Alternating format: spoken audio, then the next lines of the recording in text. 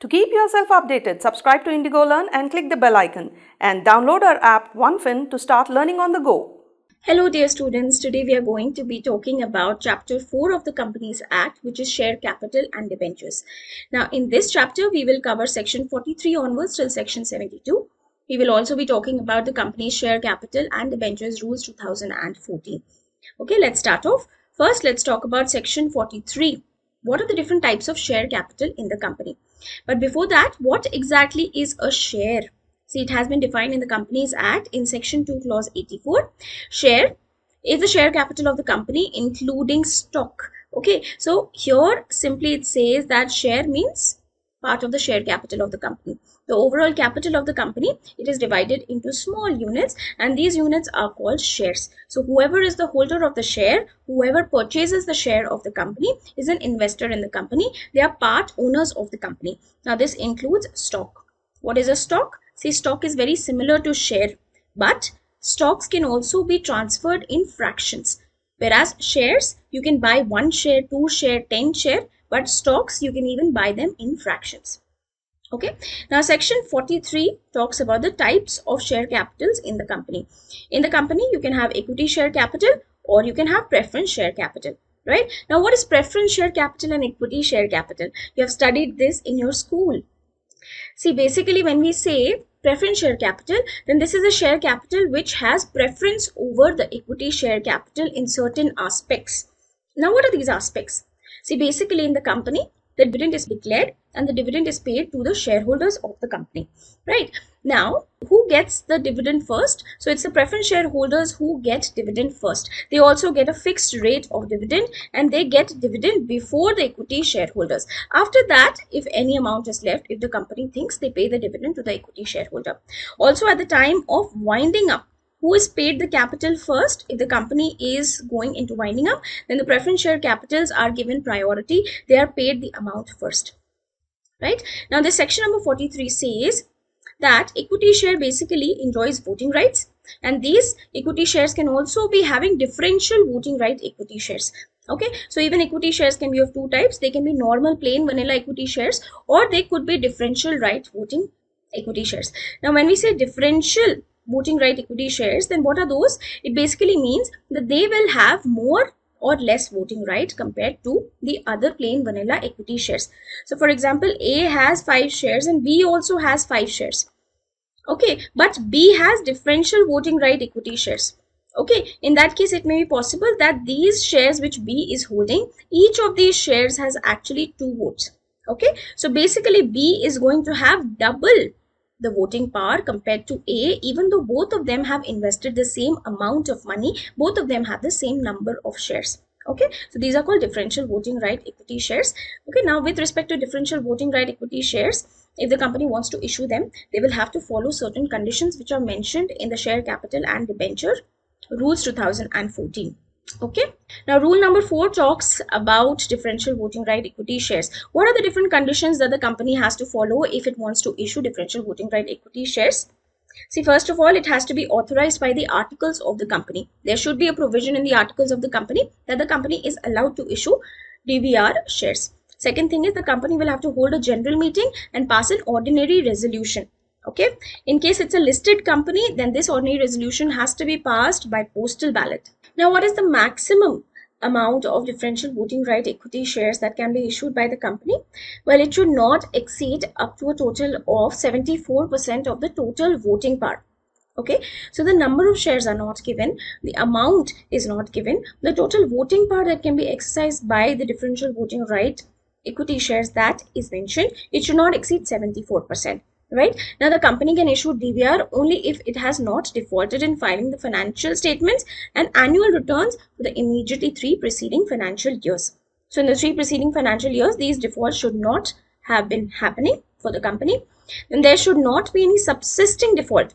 Subsisting default means existing defaults. There should be no subsisting defaults in payment of any declared dividend or in repayment of mature deposits or in redemption of preference shares or debentures. So in case there are any debentures or preference shares that are matured, or if the company has declared dividend, or if any deposits are matured, then there should not be any existing defaults in payment for those. Okay, in the preceding 5 financial years, the company should not have defaulted in payment of dividend to the preference shareholders, or payment of the term loan, or statutory payment relating to the employees, or transfer of funds to the IEPF. Okay, so in the last 5 years, there should be no defaults relating to these 4. Okay, so in case the company has made any of the defaults in payment of the preference shares dividend, or the term loan, or the statutory payment, or IEPF, then after that, once the default is cleared, then after that 5 years should have elapsed, right? Apart from that, the company should not have been penalized by the court or the tribunal in the last 3 years from the offences under the RBI Act, or the SEBI Act, or the SCRA Act, or the FEMA Act, or other special acts. Okay, so in the last 3 years, the company should not have received any penalties under these acts from the side of the court. If all of these conditions are satisfied, then the company can issue DVRs. Okay, now whenever the company issues DVRs, then we know that the company has to take ordinary resolution. Okay, now in the general meeting, before the general meeting, the company will have to circulate the notice to all the shareholders. Now in the explanatory statement attached with the notice, the company will have to give all the details relating to the DVRs that the company wants to issue. Okay, now let me ask you a question. A company has some existing shares. Let's say the company has 10,000 equity shares. Now, out of these shares, the company wants to convert 2,000 equity shares into DVRs. Can the company do so? Okay, so here the answer is no. Existing equity shares cannot be converted to DVRs. New DVRs will have to be issued. So you cannot convert them, right? Apart from that, the details relating to the differential voting right equity shares will also have to be disclosed in the board report of that financial year. Now, with respect to all the other rights, that is the dividend right, or in case the company is issuing right shares or bonus shares, is there going to be any other difference? See, when we talk about plain vanilla equity shares or DVRs, then there is only one difference. The only one difference is that DVRs enjoy higher or lower voting power. The voting power is different for these shares. Apart from that, all the other rights are same. So if the company is issuing any bonus shares, right shares, or dividend, all of that is going to be same for both of these types of shares. Okay, apart from that, the company will have to maintain register of members with respect to these kind of shares also. Okay, now the section number 43 is not applicable on private companies if there is a provision like that in its memorandum of association or the article of association, plus along with that there is no default in filing financial statement or annual return with the registrar of companies. If these two conditions are satisfied by the private company, section 43 is not going to be applicable. Similarly, in case of specified IFSC companies, in case they have some provisions in the MOA or the AOA, then for them also section 43 is not going to be applicable. Okay, let's move on. The next section is section 46, which talks about certificates of the shares. Okay, now when we talk about share certificates, they are prima facie evidence of the title of these shares. So if I have a share certificate which says that I own some shares of a company, okay, and this certificate is stamped and it is valid, then this is evidence that actually I own these shares. Okay, so simply speaking, looking at the certificate, you can identify who is the owner of the shares. Now, this particular section says every share certificate has to be distinctly numbered. So, whenever a company is issuing shares, these shares could be of two types. They could be physical shares. Physical shares means these are represented by a certificate on which the owner of these shares, that person's name is written, or else they could be electronic shares also, or we can also say demat shares. Okay, in case of demat shares, there is no physical certificate. In that case, there is just a record which is maintained, and this record is maintained by the depository. We have two depositories in our country, which is NSDL and CDSL. Okay, so if a company is a listed company, or in case the company has listed its securities, then in that case, in case of demat securities, the list of those securities and who all are holding those securities, that will be maintained by the depository. And that list, that record is sufficient evidence that this person is a holder of these shares. Okay, so in case of physical shares, we look at the share certificate, but in case of demat shares, we look at the record of the depository to check who is the owner of the shares. Okay, now let's talk about duplicate share certificate or security certificate. Okay, so see, Sometimes it may be possible that the company has physical shares and a person has a share certificate. It may be possible that it's a physical share certificate, so it gets torn or it gets burned or something falls on it or it gets lost. Okay, it may be possible. So in that case, can such a person ask the company to issue a duplicate share certificate? The answer is yes. In case the original certificate is lost, destroyed, or it is mutilated or defaced or torn, then in that case, it has to be surrendered to the company if the person has it, and accordingly the company is going to issue a fresh certificate, which is a duplicate share certificate, right? Now what happens if the company issues duplicate certificate with the intention of fraud? That means the person is not the owner of the shares, not the holder of the shares, but the company issues fake duplicate certificate. In that case, the company is going to be penalized. Okay, the company will have a penalty of a minimum of 5 times the face value of those shares involved, up to a maximum of 10 times the face value of the shares, or 10 crore rupees, whichever is higher. In case of officer in default, this penalty is going to be under section 447, which talks about penalty in case of fraud with the company. Okay, next section is section 47, which talks about voting rights in the company. Now we know equity shares, they enjoy voting right in any general meeting with respect to decisions of the company. The equity shareholders, they get right to vote. Now this vote can be one member, one vote, or it can also be based on the paid up share capital held by such a shareholder. Okay, so in case of, let's say, voting by hand, every member, no matter how many shares they have, they will get one vote. However, in case of poll, the voting is going to be in proportion to the paid up share capital which are held by the shareholders, right?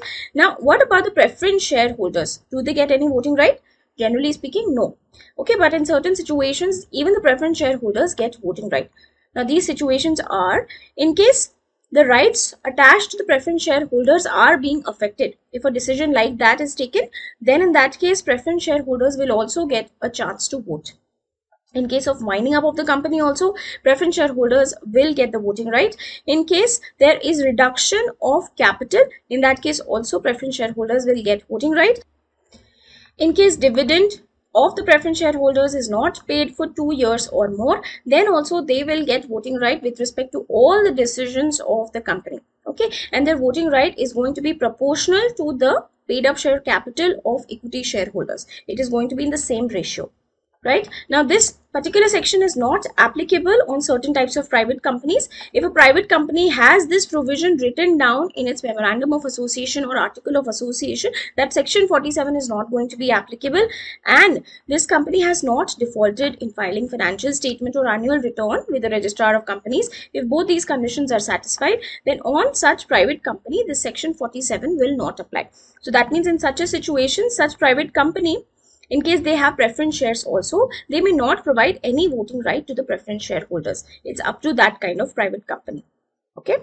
Next, we talk about variation of shareholders' rights. Now, this is covered in section number 48. Okay. If certain class of shareholders, their rights are being varied, then we have to take their permission.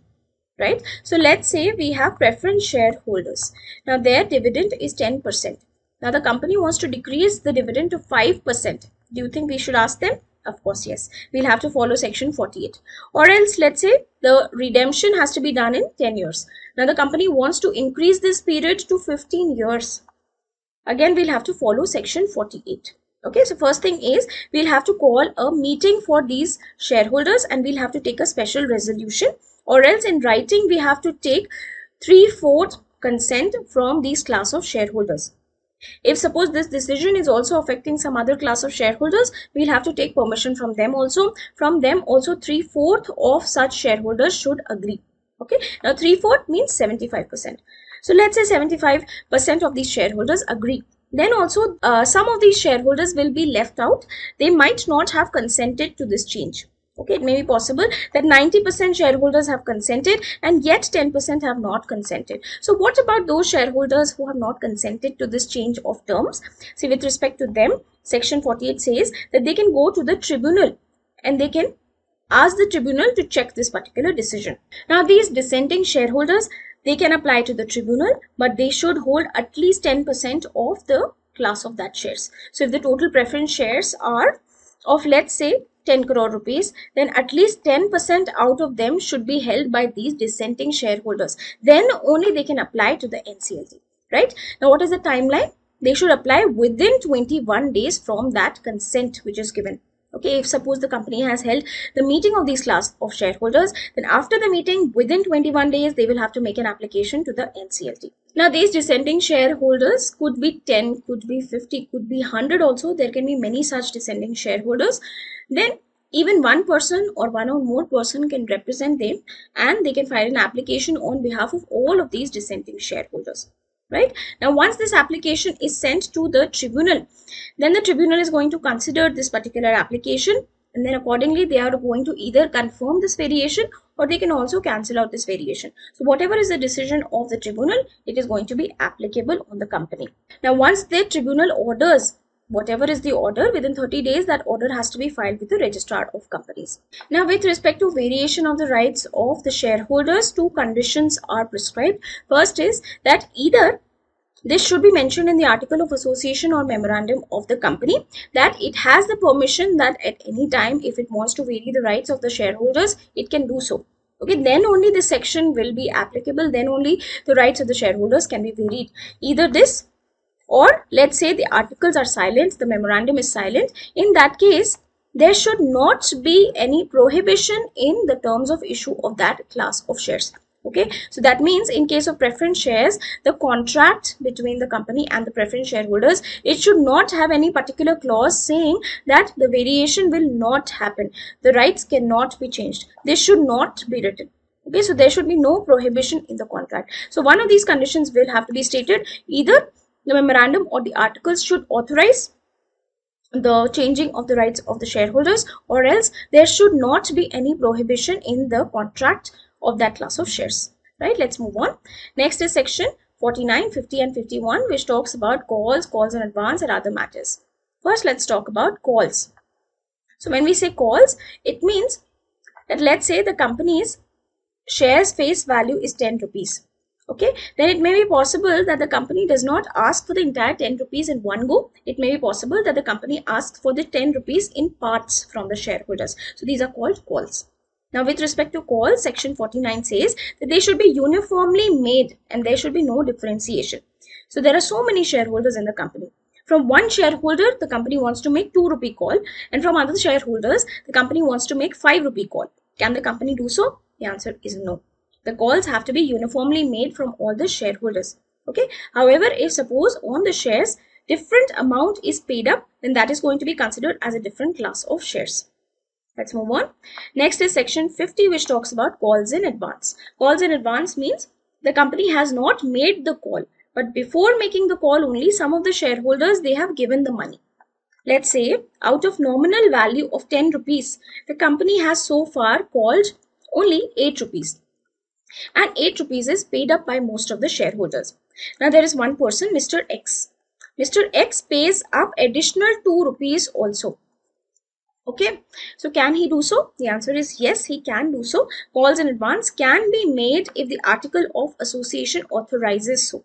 Okay, so if the article of association authorizes, then the calls in advance can be made. But in such a situation, section 50 says that such Mr. X is not going to get any additional voting power. So even though he has paid more money compared to all the other shareholders, he will not have any additional voting rights. Let's talk about dividend. When the company declares dividend, then the dividend has to be declared on the paid up share capital of the company or the nominal value. Okay, so let's say the company's nominal value is 10 rupees, but the paid up value on this is just 8 rupees. So in that case, the company declares dividend. The dividend is going to be declared on nominal value or the paid up value. Okay, so here generally speaking, it has to be declared on the nominal value. So it should be 10% of the nominal value or 8% of the nominal value, whatever is the percentage of the dividend which is declared. However, in case article of association allows so or authorize so, then dividend can be paid on the paid up value also. So if the company wants, they should write it in the articles, and accordingly the dividend will be paid on the paid up value of the shares. Next section is section 52, which talks about security premium. So security premium is that let's say the company issues shares, the nominal value of the shares is 100 rupees, but the company issues them for 120 rupees. Then this difference of 20 rupees is a security premium. right? Now, the security premium account can be used only for specific purposes. This is what this section says. Security premium can be used to issue fully paid up bonus shares, or it can be used for writing off preliminary expenses, or it can be used for buyback of the shares of the company, or for providing premium on the redemption of preference shares or debentures. Okay, so in case the debentures or the preference shares are to be redeemed, that means they have to be repaid, but they have to be repaid over and above their nominal value. They have to be repaid at a premium. Then that premium can be taken from the security premium that the company has collected.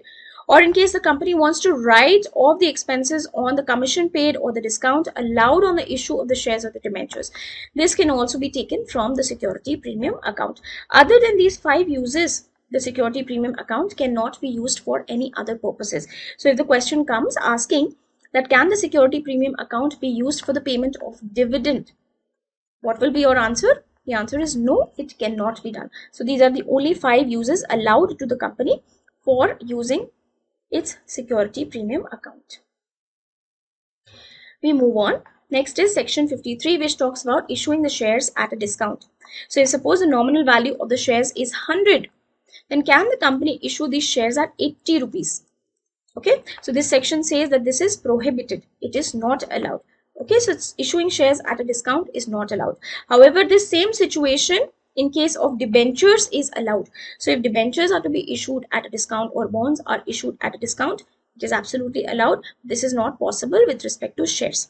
Now, there are 2 exceptions here. The 2 exceptions are that in case of sweat equity shares, the company can issue these shares at a discount, or in case there is a debt restructuring scheme as per the Reserve Bank of India, or there's a statutory resolution plan, then in such a situation, if to the creditors the company is issuing some securities to convert their debt and these shares are issued at a discount, then this is allowed. Okay, so in case the company has some creditors, let's say the company has to pay 10 crore rupees to these creditors, but the company does not have money to pay them, and there is a debt restructuring scheme as per the Reserve Bank of India which the company will have to comply with. This scheme says that instead of this loan, give these creditors securities. That means give them shares, and give them shares at a discount, and then the company issues these shares at a discount. This is allowed. Same way, sweat equity shares are also allowed.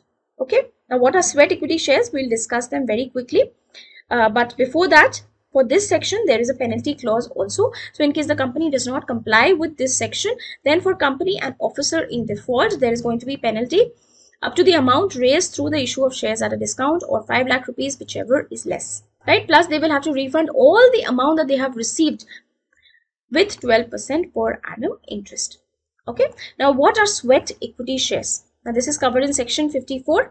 Sweat equity shares is actually defined in section 2 clause 88. It says that these are basically equity shares, and these equity shares are issued by the company to directors of the company or employees of the company at a discount or for consideration other than cash, for providing know-how or intellectual property rights or value addition by any name called.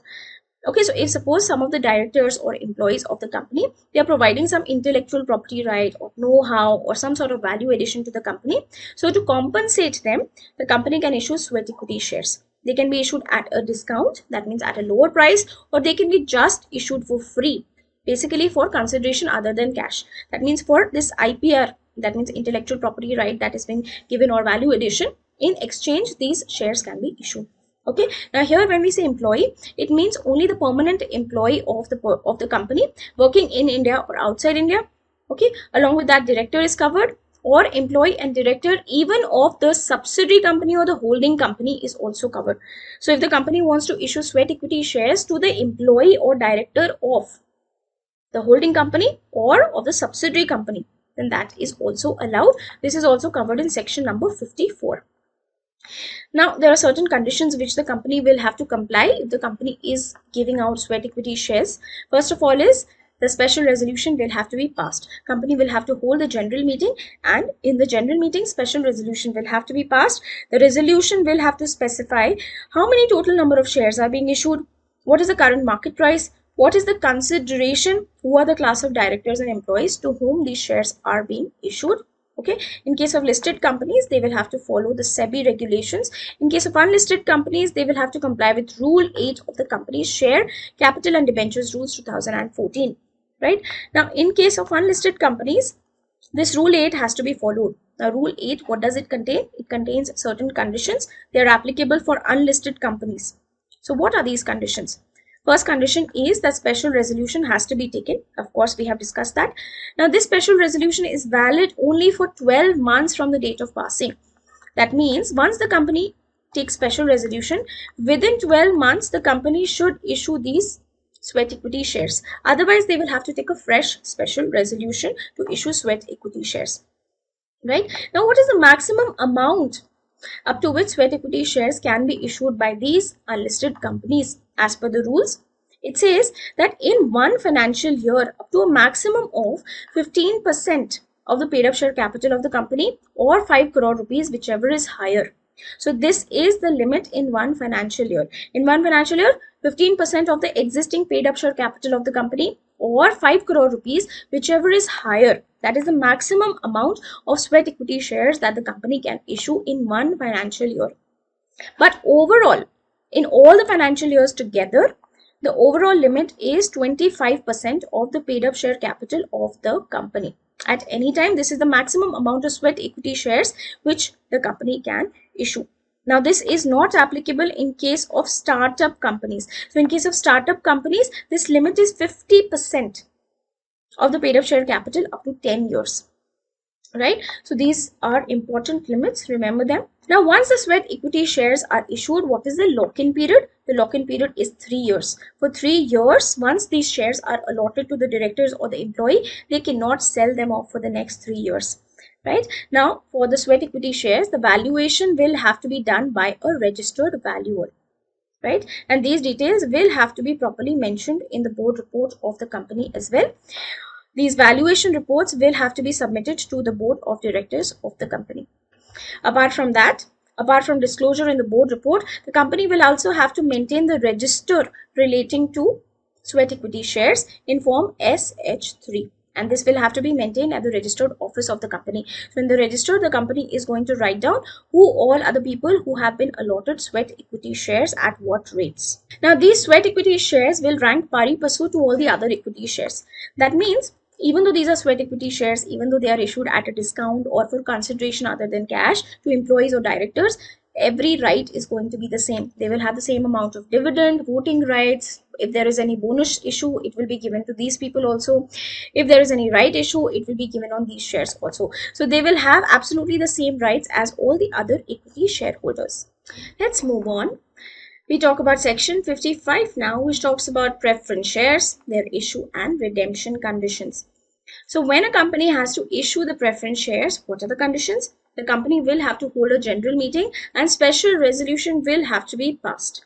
Right? This company should not have any subsisting default in redemption of the preference shares or dividend relating to them. Plus, they will have to maintain register of members. Okay, so if the company says that they have existing preference shareholders and they have not repaid their matured amount, okay, then in that case, they cannot issue fresh preference shares. Okay, in case the company has any dividend which the company has to pay to any preference shareholders and the company has defaulted there, then also again the company cannot issue preference shares. So this default should not be there, plus the company will have to maintain registers, plus special resolution has to be passed. Now, what about redemption of preference shares?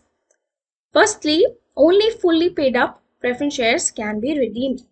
So if the preference shares are partly paid up, they cannot be redeemed. They will have to be converted to fully paid up, then only they can be redeemed. Now, what is the maximum tenure within which the preference shares should be redeemed? It is 20 years or time as per the articles, whichever is less. So if the article of association of the company says that preference shares can be issued for 10 years only, then in that case, what is less? 10 is less. So in that case, for that company, 10 is going to be the maximum tenure of the preference shares. However, for all other types of companies, in case articles are silent, then maximum tenure can be 20 years. There is an exception. In case the company is engaging in infrastructure projects, then the tenure is not going to be just 20, but it is going to be 30 years. Subject to the condition that after 20 years, every year the company will have to redeem 10% of the preference shares by giving option to these preference shareholders.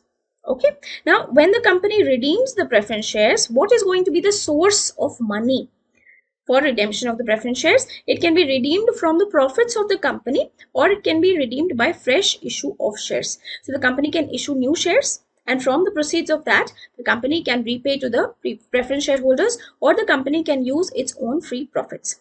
Right? Now, if suppose the company uses free profits, then in that case, the amount has to be transferred, equal amount to the nominal value of the shares that are redeemed. It has to be transferred to the CRR account. What is the CRR account? It is a capital redemption account. This account is only used for the issue of fully paid up bonus shares. Now, let's say the company does not have enough funds to repay the preference shareholders. The preference shareholders, their due date has arrived. They have to be repaid, but the company does not have the funds. In that case, there is a concept called deemed redemption that applies to. So in this situation, if suppose the company wants, the company can issue fresh preference shares to the same preference shareholders instead of repaying or giving them back the money. But there are some conditions. The first condition is that here, for those preference shareholders, a meeting will have to be held, and 3/4 of the value of these preference shares, they will have to consent. What is the consent? They are agreeing basically that instead of getting the money back from these preference shares, a new preference share is going to be issued to them. This is going to be considered as deemed redemption. So if 3/4 majority, they approved this kind of deemed redemption, that is the first condition. The second condition is they will have to take the permission from NCLT. Okay, if both of these are satisfied, in that case, the company can do this deemed redemption. In that case, instead of the actual payment of the money to the preference shareholders, new preference shares can be issued. It will be considered as deemed redemption. Okay, now in this situation, if there are any dissenting shareholders, to those dissenting shareholders, the company should actually pay back the money and clear their dues. Now we talk about transfer and transmission of securities. Now this is covered in your section number 56. See, what is transfer of securities? Let's say Mr. A has 5,000 shares of a company. He wants to sell these shares to Mr. B. So then both of these parties, they're going to execute a deed in which A is going to write that I transfer 5,000 shares to Mr. B. Both of them are going to sign, and then B is going to pay some amount to A. This thing is also going to be written down in this deed. What is the consideration received? Okay, so this is basically transferring the ownership of the shares. So this is called transfer. Now, what is transmission? Transmission means that out of operation of law, the shares are being transferred from one person to the other. For example, A is having 5,000 shares, but he dies. So then his legal representative or legal hire is going to have the shares now. Right? So this is called transmission of shares. So it is not voluntarily that one person has actually transferred the securities, but it is because of operation of law. Okay, so now the same thing operates in case a person becomes bankrupt also, or if a person becomes mad also. So in case of a death of a person, these shares are transmitted to the legal representative. In case of insolvency, they are transferred to the official receiver. In case of lunacy, in case a person becomes mad, then in that case, it is transferred to the administrator, which is appointed by the court. This is called transmission. Okay, now in case of transfer of the shares, when A transfers voluntarily to B some shares, then this has to be informed to the company so that the company can also change the register of members. In the register of members, the company will be having the name of Mr. A as the holder of the shares. But if Mr. A transfers it to Mr. B, then this name has to be added. Okay, so these people will have to inform the company. So for that, section 56 writes down the procedure.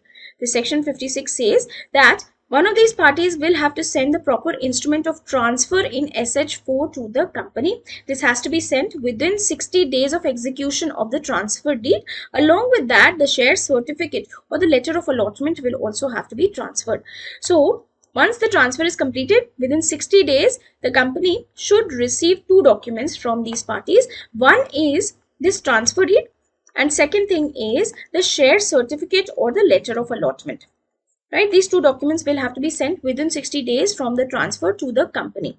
Right, in that case, the company will register this transfer, and accordingly, the company is going to issue fresh share certificate to these parties. It is going to change the name of the person in the register of members, and along with that, it is going to issue a fresh share certificate to the new person who is the shareholder of the company. Now, sometimes it happens that the share certificate is lost. Okay, so out of these two documents, it may be possible that share certificate is lost. In that case, can the parties request the company to still register the shares? The answer is yes. Okay, in such a situation, then indemnity bond is going to be executed. What do I mean? See, let's say here A is transferring shares to B, that are 5,000 securities, right? Now they are executing a transfer deed, but here Mr. A does not have any original documents. These original documents are lost. Then in that case, if they have to transfer these shares, then they will have to inform the company, of course, but they will not have share certificate or letter of allotment. So in that case, an indemnity bond is going to be executed. This indemnity bond is going to be executed between these parties and the company, basically saying that in case in future it is found out that A was fraud, A was never the shareholder, someone else was the shareholder, in that case these parties are going to bear the losses. Now sometimes it may be possible that partly paid up shares are being transferred.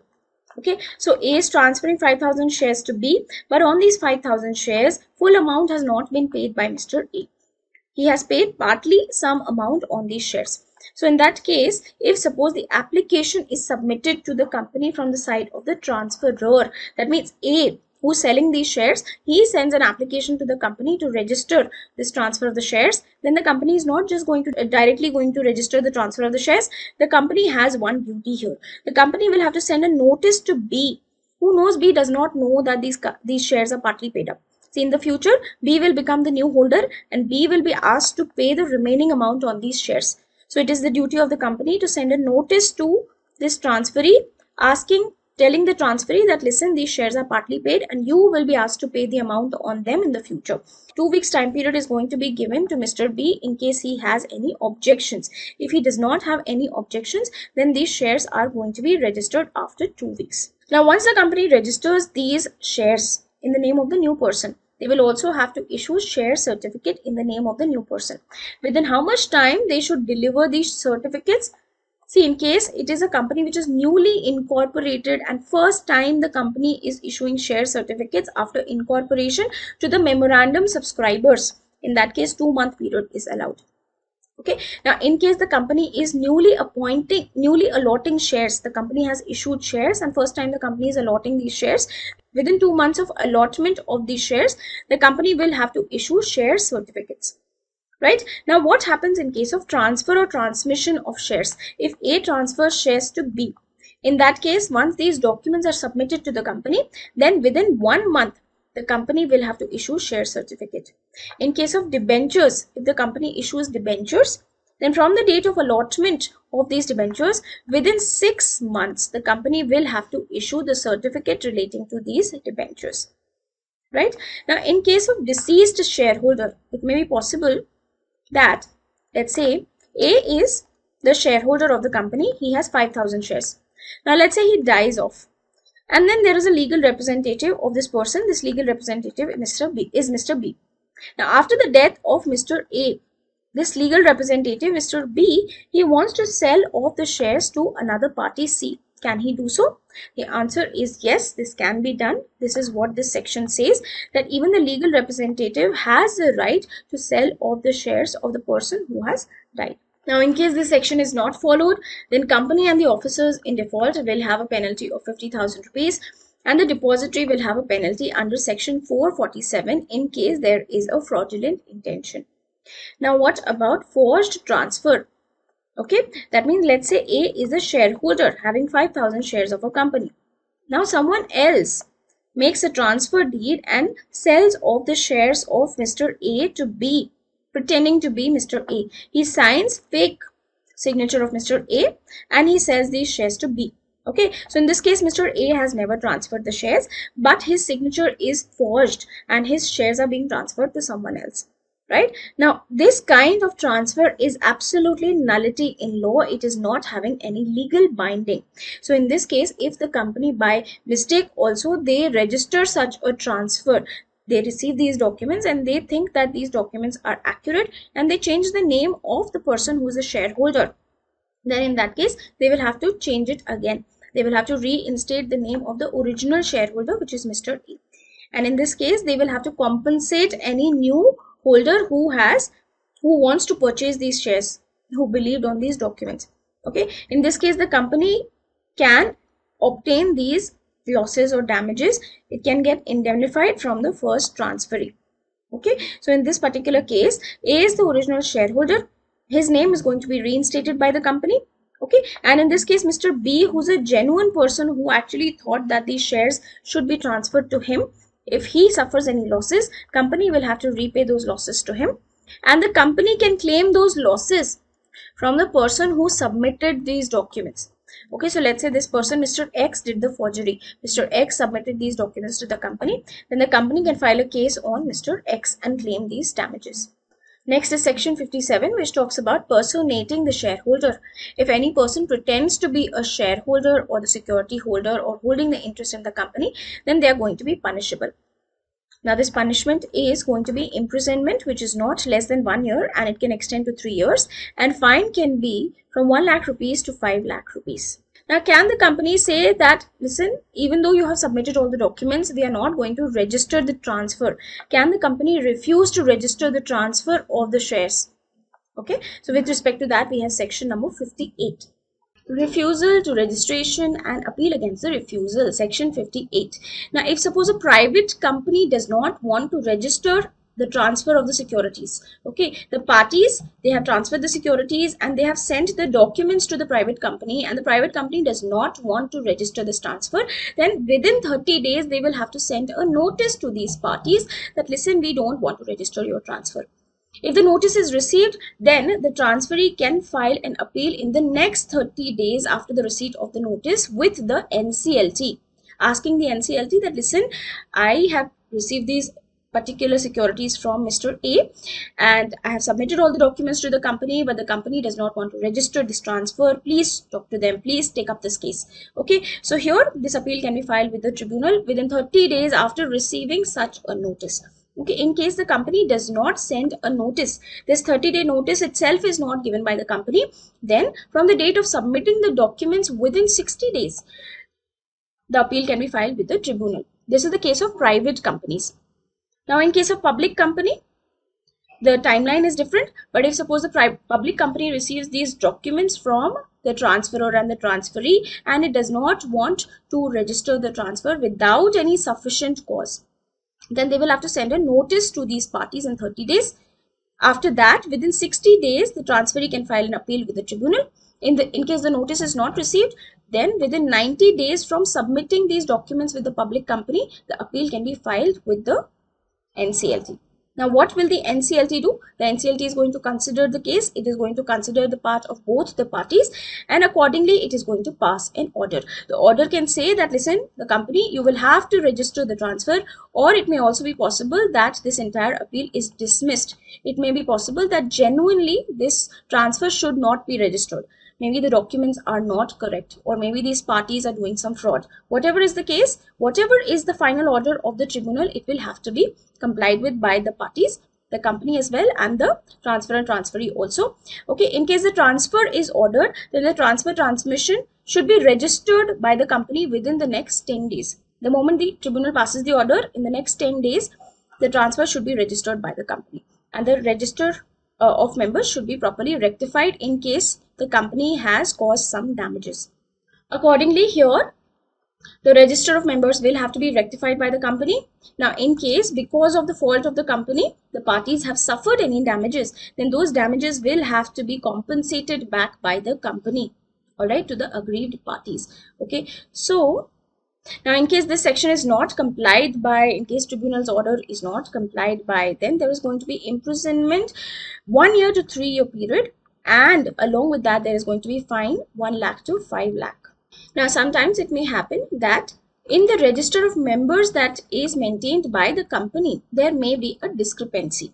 Okay, now such a discrepancy may affect the parties that are involved. That means, let's say the shares are held by Mr. A, but in place of Mr. A, Mr. B's name is written in the register of members of company. In that case, if Mr. A wants to sell off these securities, he will face some problems. Okay, so in such a situation, can we ask the company to rectify its register of members? The answer is yes. With respect to that, we have section number 59, which talks about rectification of the register of members. In case the company has omitted the name of a party, or maybe there is delay in registering or entering the name of the party, or maybe there is some discrepancy in the name of the party, then the party who is aggrieved, okay, that party can make an appeal with the NCLT. In case this matter happens outside India, any competent court outside India can handle this matter in case of foreign members or debenture holders, right? Now, once this appeal is filed with the NCLT or the foreign court, then in that case, the NCLT is going to check the entire matter. Accordingly, they are going to pass the order. In the order, they can ask the company to rectify the register. In such a case, the rectification should be done in 10 days after the order is passed. They may even dismiss the appeal. They may say that this is a fake case, this is irrelevant. They may completely cancel it out and favor the company in this matter. Okay, so whatever is the judgment of the tribunal, it is going to be binding on the parties. Next is alteration of share capital. It is covered in section number 61. Now see, whenever the share capital of the company has to be altered in certain fashions, this section has to be complied with. Now, alteration of share capital could mean increasing the authorized share capital of the company. Authorized share capital is the capital which is mentioned in the memorandum of association of the company. It is the maximum capital that the company can raise. Okay, if we have to increase that, then this is going to amount to alteration of share capital. If suppose some of the shares have to be consolidated, consolidated means small shares have to be clubbed together into one share. Okay, then that is going to be considered as alteration. If we have to convert fully paid up shares into stock or reconvert stock into shares, that is going to be alteration. If we have to subdivide the shares, that means there is a share of 1000 rupees, we have to divide it into shares of 10 rupees. That will be alteration. Or in case we want to cancel unsubscribed capital, unsubscribed shares. Now, in order to do the alteration of share capital, we have to check whether the authorization is there in the articles or not. Articles must authorize it. Along with that, we'll have to pass an ordinary resolution. Along with that, we'll have to file the form with the Registrar of Companies within 30 days of alteration, right? So, we have to file SH7 along with the altered memorandum of association in case the memorandum is altered, and we have to file it with the registrar in 30 days. Next section is section 62, which talks about further issue of share capital. Now, if the company wants to further issue share capital, there are three possible ways of doing it. The company can issue right shares, the company can issue ESOP, or the company can make preferential allotment. Now, when we say right issue, it means to the existing shareholders, the company is offering or giving an option to purchase shares at a price lower than the market value. Okay, for example, let's say the company says we are going to give shares, right shares in the ratio of 1:10. It means for those shareholders who are holding 10 shares, they will be offered one more share. If they want to buy it, they can have it at a price less than the market price. Otherwise, they may not buy it. It's okay. Next is ESOP. What is ESOP? Employee stock option. So here the company can offer an option. It can give an option to the directors, officers or employees of the company to basically motivate them so that they stay in the company, right? Now these options can be given to the directors, officers or employee of that company or the holding or the subsidiary company also, right? These are called ESOP. Okay. In case of ESOP, there is a vesting period. So that means, let's say there is an employee, Mr. A. To Mr. A, ESOP is given. Okay, so in that case, let's say 100 shares are being offered. In that case, there is going to be a vesting period. So he will have to stay in the company for a period of 1 year, 2 years, 3 years. That is the vesting period. Only after that, he can have these shares. Alright, now once he has these shares, then after that also there is going to be some sort of lock-in period. That means he will have to hold those shares for a certain number of years. Right, so this is called ESOP. Next is preferential allotment. Preferential allotment means that the company wants to give the securities to selected group of individuals which are identified. This is similar to private placement. Okay, so these are the three ways in which the company can allot this shares other than the IPO, the public offer. Right, now when we talk about right share, there are certain conditions. The first condition is that when the right shares are being offered, then the offer should be open for a minimum period of 7 days to a maximum period of 30 days. The company can decide accordingly. Okay, during this period, the shareholders will have an option. If they want to purchase these right shares, they can have these right shares. Now, there is a thing called renouncing the right. What is renunciation? See, in case of right shares, let's say Mr. A has an offer all the other shareholders might also have the offer. But let's say Mr. A has the right to purchase 100 shares, but he does not want to purchase these 100 shares. Then can he give this offer to his friend Mr. B? This is called right to renounce. Okay, so this kind of right is allowed in case of right shares unless the articles prohibit it. Okay, so generally speaking, this right is available unless if the articles of the company, they have a condition stating that right shares will not be allowed to renounce. In that case, right shares cannot be renounced. Otherwise, the person who receives a right offer, they can also give it away to someone else. See, let's say the company is offering right shares in the ratio of 1:10. Now, out of, let's say, 10,000 shareholders, let's say 5,000 of them, they have accepted the right offer and they have purchased the shares. After that also, there may be other 5,000 shareholders also who may not have exercised these rights. It may be possible that after offering these right shares also, many of the shareholders have not taken up the right shares. In that case, what is going to happen with those shares? See, the board of directors of the company, they can do whatever they want with these shares, but it should not be disadvantageous to the shareholders. So these shares can be destroyed or these shares can be offered to someone else, whatever the company wants, but it should not be disadvantageous to the existing shareholders. Now let's talk about ESOP. See, if the company wants to issue ESOP, then the company will have to pass a special resolution that is necessary. In case of right shares also, special resolution is compulsory, right? If the company wants to do preferential allotment, then also special resolution is compulsory. Apart from that, in case of ESOP, rule number 12 conditions will have to be complied by an unlisted company. Now let's talk about those rules. But before that, let's talk about conversion of debentures issued or loan which is obtained by the government. Now, sometimes it happens that the government has given some sort of loan or debentures to the company. Okay, let's say this loan is of 10 crore rupees. Now, later on, it may be possible that the government thinks that in public interest, this loan should be converted into equity shares. Okay, then they can pass an order even without the permission of the company, even without asking the company. The government can just pass out an order on the company asking the company to convert this kind of debt or debentures or loan into equity shares. And then the company will have to convert this debt into equity shares, right? And by whatever amount this loan is converted to equity shares, it will be deemed that for that much amount, the authorized share capital of the company is increased. So let's say in this case, the company's authorized share capital is 100 crore rupees. And now the government has a loan of 10 crore rupees, which it has given to the company, right? And now this loan is being converted to equity shares. So then the authorized capital of the company will automatically be increased to 110 crores. Okay. Now, what happens if the company does not agree with it? If the company does not want to give equity shares to the government, then within 60 days of this order, they can file an appeal with the tribunal, which is the NCLT. Accordingly, the NCLT is going to decide what should happen in this matter. The order is going to be binding on both the parties. Now, let's talk about the ESOP conditions.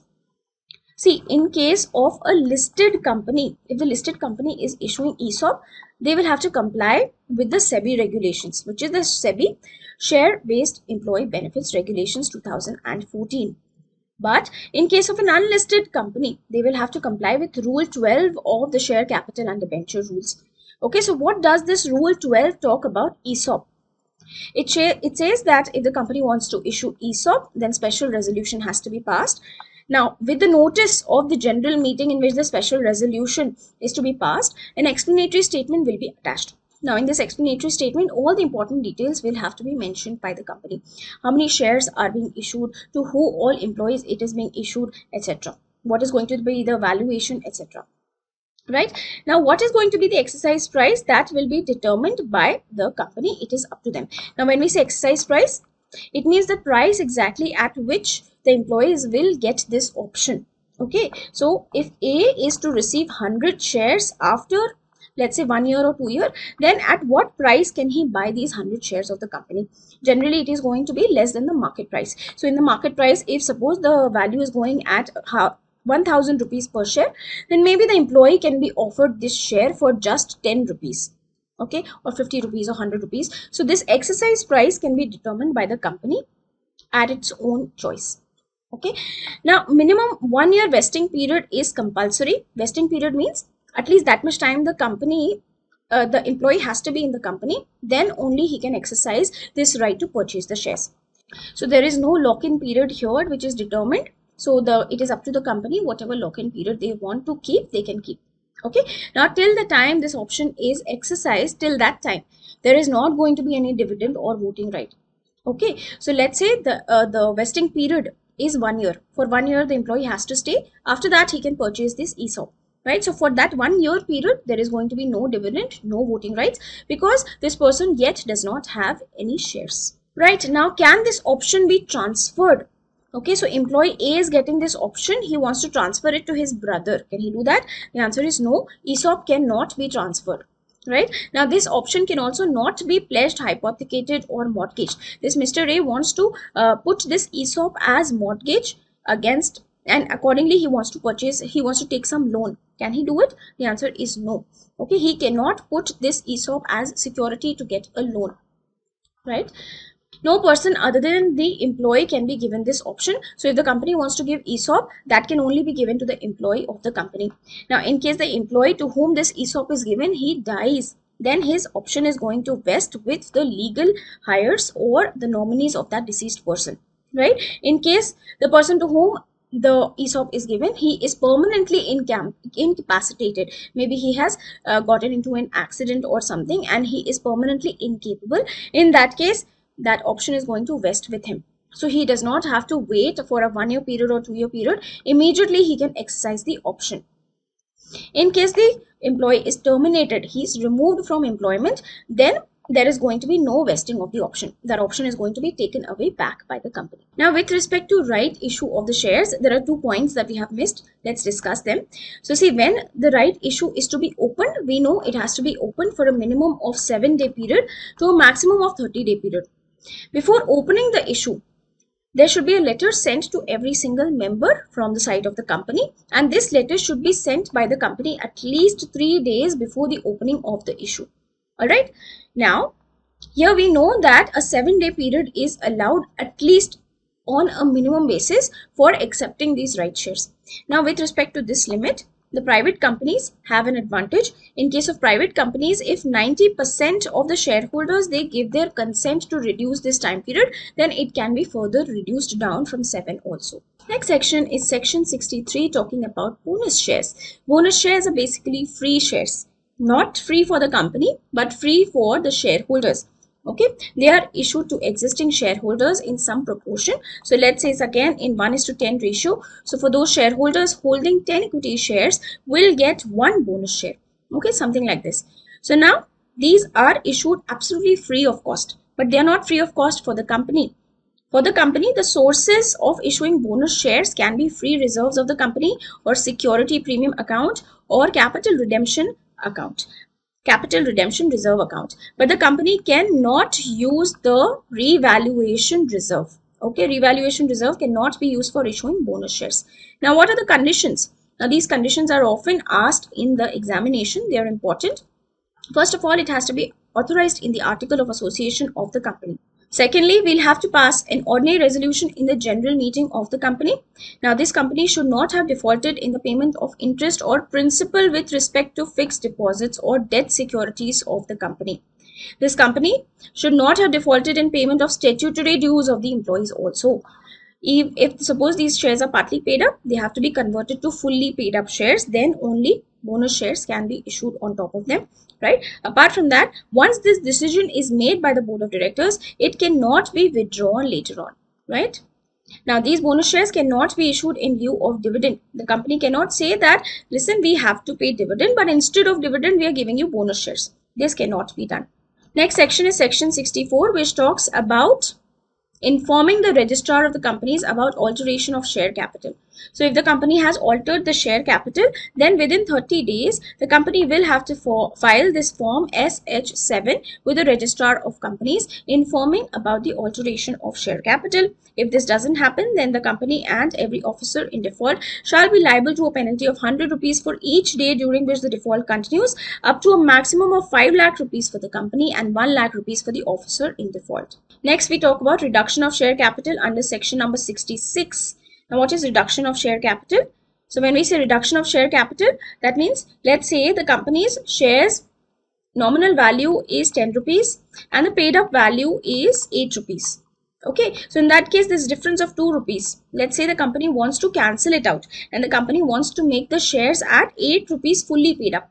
This is one type of reduction of share capital. Or it may be possible that the company wants to reduce the overall price even below 8.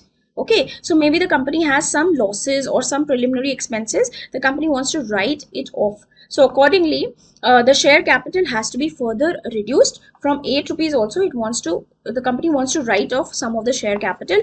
Now, this is also one type of reduction of share capital. Or maybe the company wants to pay off the amount. Okay, the company shares are currently, let's say, of 8 rupees. Okay, now here excess funds are with the company does not have the use of those funds. The company wants to repay some of the amount, and instead of having 8 rupees paid up on the shares, the company wants to reduce it to 6 rupees. Can the company do so? Yes, this is again a type of reduction of share capital. Now, there are certain conditions which the company has to comply with. What are these conditions? Let's talk about them. We have to take the permission of the tribunal, which is NCLT. We have to pass a special resolution. Now, this is possible only for companies limited by shares or limited by both shares and guarantee, right? But they should be basically having share capital. Okay, they will have to take the permission of NCLT plus pass a special resolution. This company should not have any arrears in repayment of deposits. Basically, their deposits should not have been matured and unpaid as of now. Okay, now once this application is filed with the tribunal, then what is the tribunal going to do? Tribunal is going to send a notice to the central government, the registrar, the SEBI, or any other bodies that are going to be affected. Along with that, the creditors will also be informed. Within 3 months, if suppose any of them, they have to give any objections. If they don't want the share capital of the company to be reduced, then they will have to inform the tribunal. Okay, within how much time? Within 3 months. If suppose no objection is received, then after that the tribunal is going to pass an order confirming this reduction of share capital.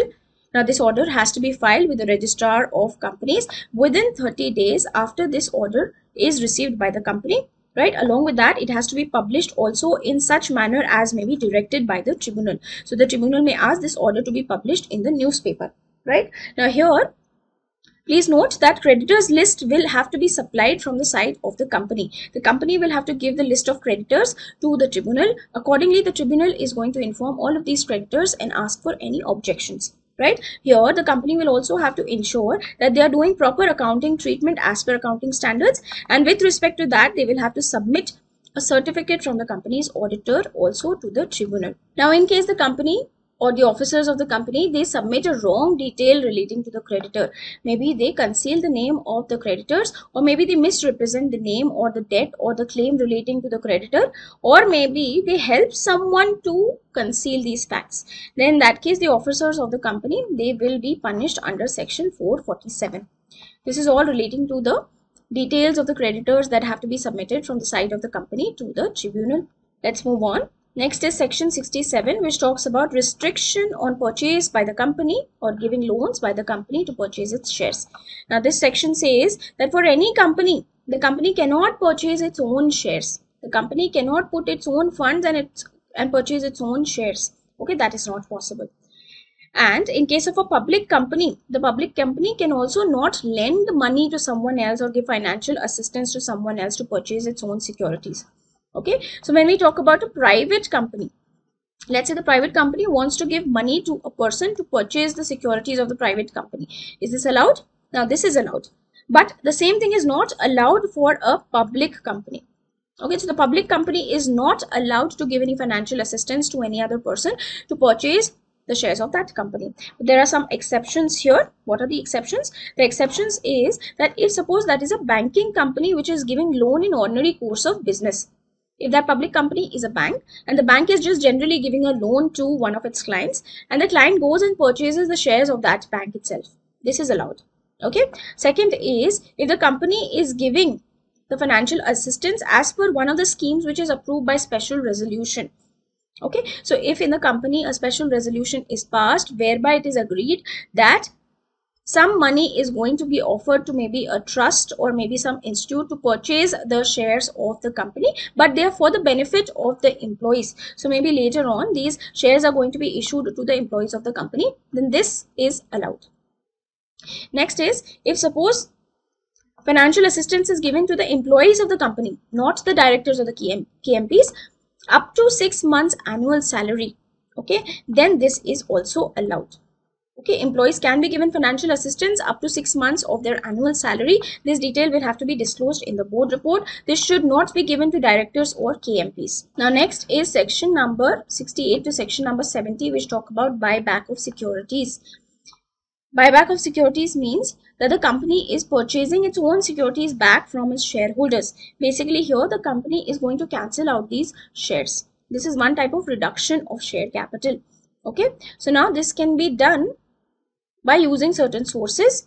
See, if the company is going to buy back its own shares, then the company will have to pay to the shareholders of the company. So where is the fund going to come from?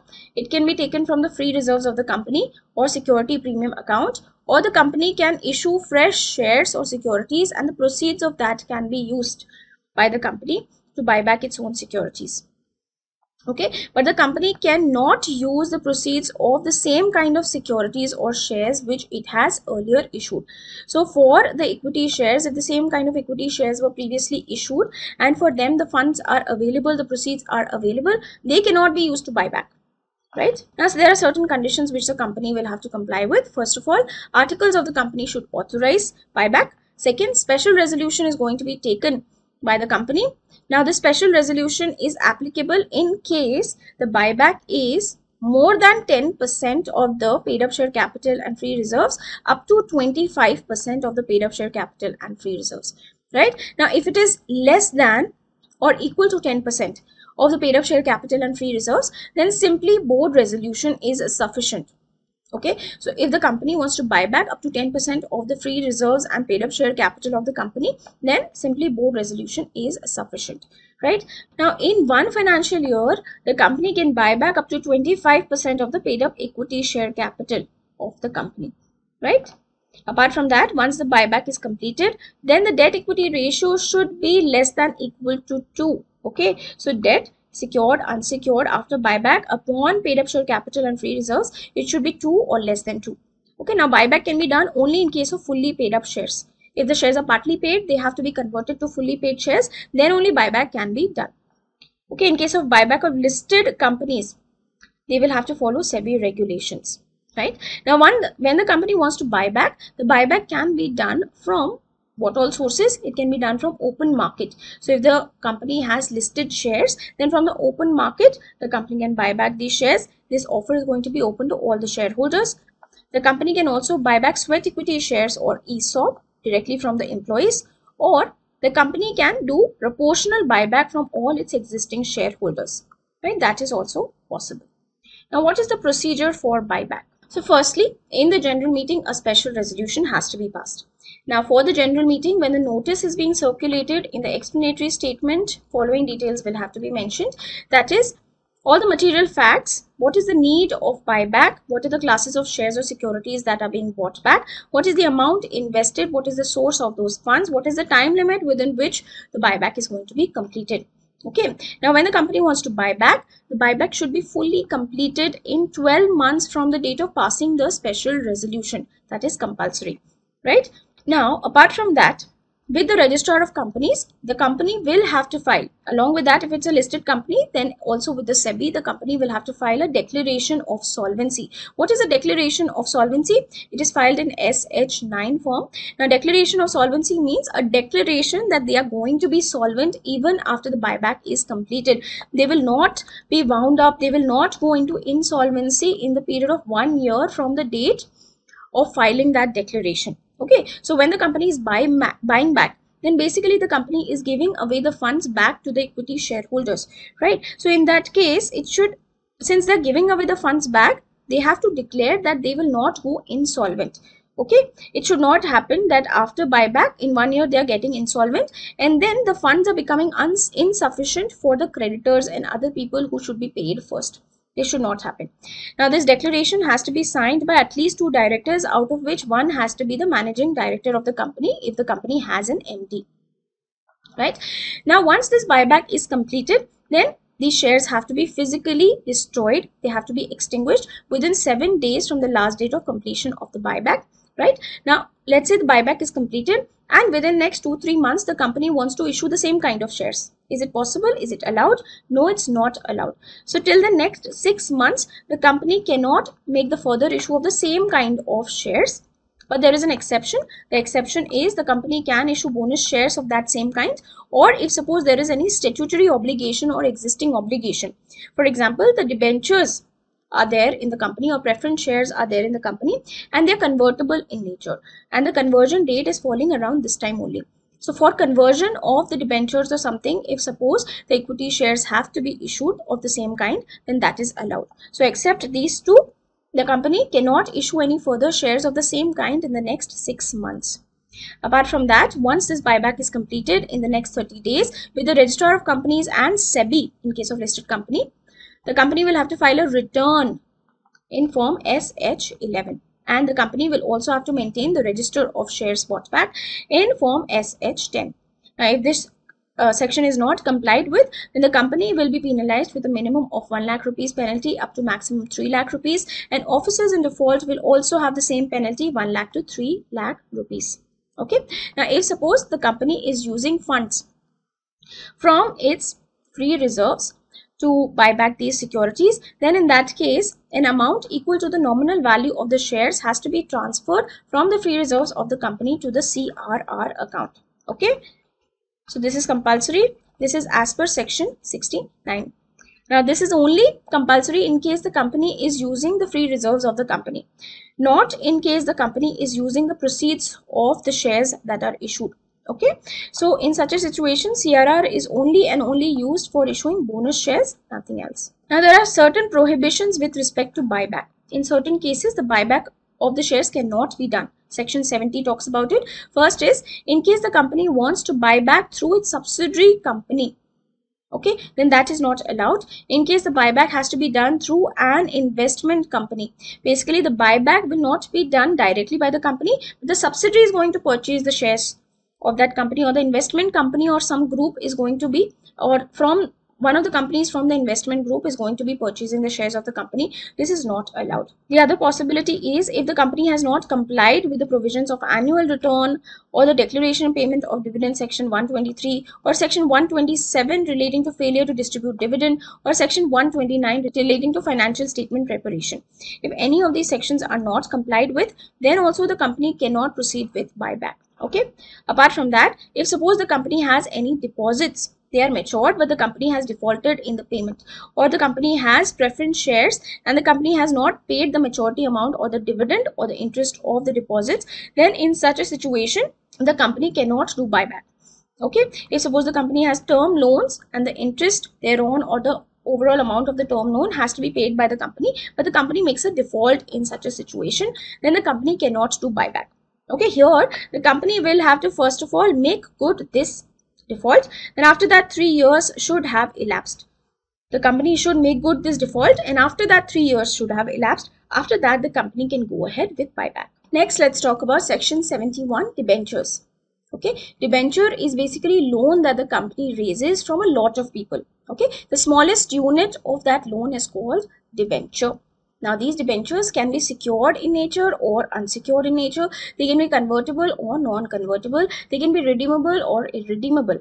But irredeemable debentures are not allowed in our country. Okay. Now, let's first talk about secured debentures. So, when we talk about secured debentures, then there is a rule we have to study, which is Rule 18 of the Company's Share Capital and Debenture Rules 2014. This rule says that secured debentures can have the maximum tenure of 10 years only. Okay, but this tenure can also be up to 30 years in case the company is engaged in infrastructure projects or infrastructure financing or certain other prescribed companies. Okay, so the maximum tenure for secured debentures can be 10 years, but it can also be up to 30 years in certain situations like these where the company is engaged in infrastructure. Now, when we talk about secured debentures, then of course they have to be secured, but the security can be on the property or asset of that company itself, or it can be of the subsidiary of that company or the holding company or the associate company. So we can use the asset of the holding, subsidiary, associate or that company itself to secure those debentures. Right? In case of secured debenture, it is compulsory to appoint a debenture trustee. And along with that, within 60 days from the allotment of the allotment of these debentures, a debenture trust deed will have to be executed by the company in form SH12. Now, every company has to comply with some DRR requirements and DRI requirements. DRR means debenture redemption reserve.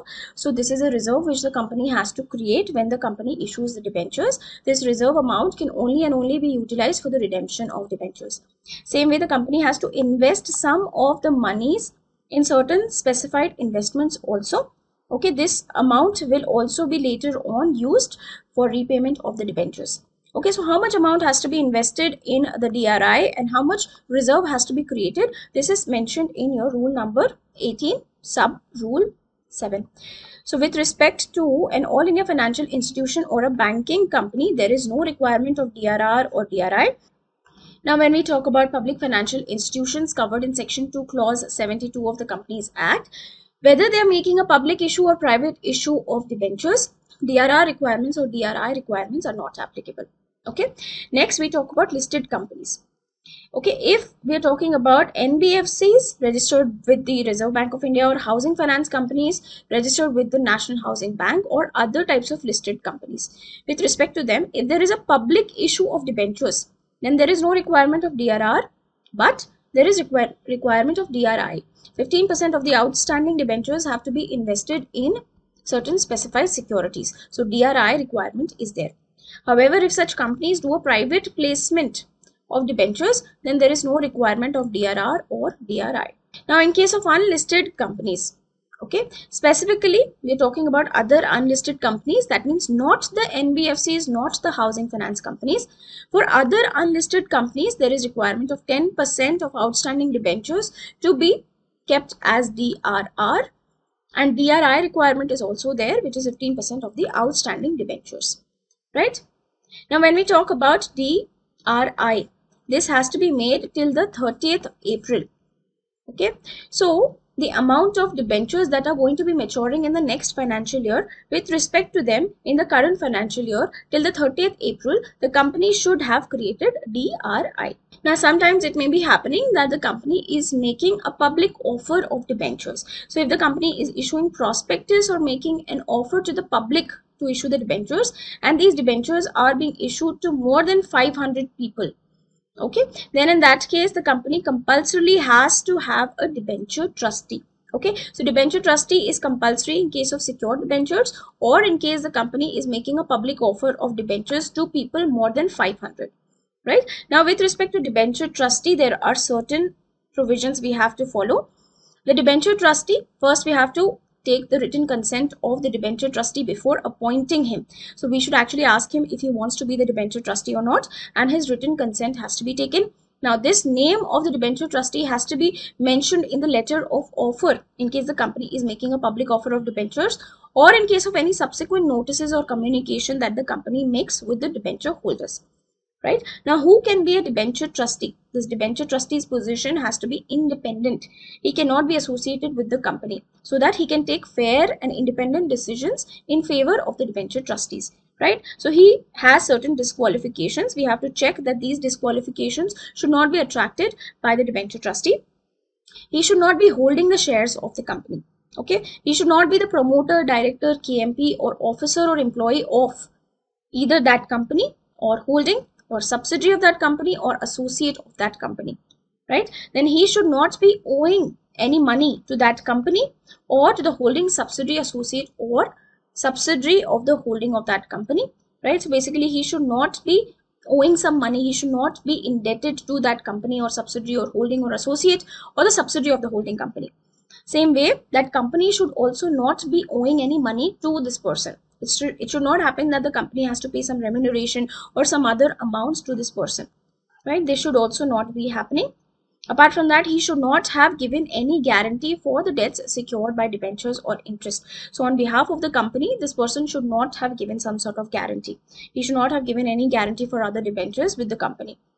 Now, this person should not have any pecuniary relation with the company in the preceding 2 financial years amounting to 2% of the gross turnover or total income of the company or 50 lakh rupees, whichever is lower, right? Apart from that, he should not be a relative of the promoter of the company or director of the company or key managerial person of the company. In all of these situations, this person is going to be disqualified from being appointed as a debenture trustee. Okay, now once the debenture trustee is appointed, it may happen that in the tenure of the debenture trustee, there is a casual vacancy. Okay, he becomes disqualified or he leaves because of certain reasons. Whatever happens, if suppose there is a casual vacancy, it is going to be filled by the board of directors of the company.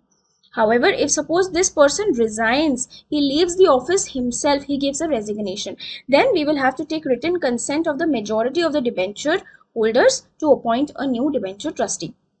Okay, so if debenture trustee resigns, then the debenture holders will call their meeting and majority of the debenture holders, they will decide who is going to be the new debenture trustee. Right? In case the company wants to remove the existing debenture trustee, it can be done, but for that we have to take the approval of 3/4 of the value of the debenture holders. Right? Debenture holders meeting is going to be called and we will have to take the approval of 3/4 of the debenture holders from value basis, not the number but on value basis. Accordingly, the person can be removed as a debenture trustee.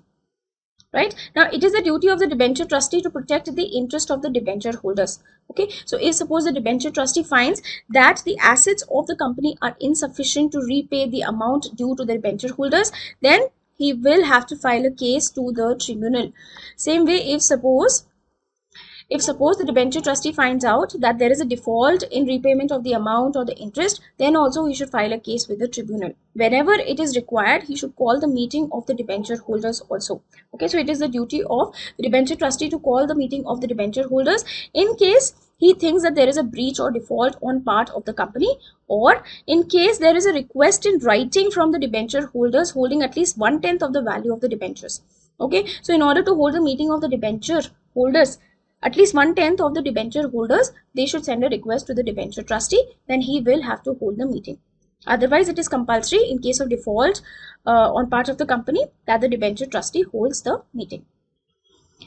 Now, in case the debenture trustee does not comply with all these duties that we discussed, then he is going to be liable for breach of trust. However, there can be certain small exemptions that can be placed in the debenture trust deed if it is agreed by 3/4 of the value of the debenture holders. Right, apart from that, it is a duty of the company that whenever the due date for repayment of the debentures or the interest comes, then they should make that repayment. Otherwise, a case can be filed in the tribunal against the company, and accordingly, whatever the tribunal decides, that will happen. So if the tribunal says that the company will have to make the payment of the loan and the interest, the company will have to make the payment of the loan or interest. The tribunal can also ask for specific performance, which means the company will be asked specifically to perform the contract as they have written it down. So basically, they'll be asked to repay the amount along with the interest on due date. Now, let's talk about return of allotment. See, in case the company makes the allotment of the debentures, the company will have to file a return of allotment. It is to be filed in Pass 3 form and it has to be filed with the registrar within 30 days of allotment. With this, we have completed the revision of this chapter. I hope you have understood. I hope this video was helpful to you. Now, if you have any doubts, please do let us know. All the very best. Bye-bye.